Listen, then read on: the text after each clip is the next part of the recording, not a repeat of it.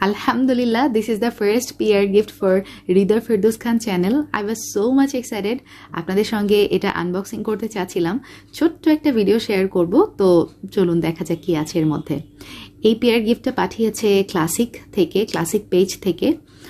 আপুটা এত কিউট, আমার জন্য দেখতে পাচ্ছেন কত কিছু পাঠিয়েছে। আলহামদুলিল্লাহ, যেটাই পাঠিয়েছে আমার কাছে তো মনে হচ্ছে আমি সব কিছু পেয়ে গেছি এরকম অবস্থা। আর এখানে দেখতে পাচ্ছেন একটা ব্রেসলেট আছে আর তার সাথে একটা ঘড়ি আছে। তো দুঃখজনক হলেও সত্য যে ব্রেসলেটটা আমি উল্টা করে হাতে পরছি, তো ইটস শেম অন মি।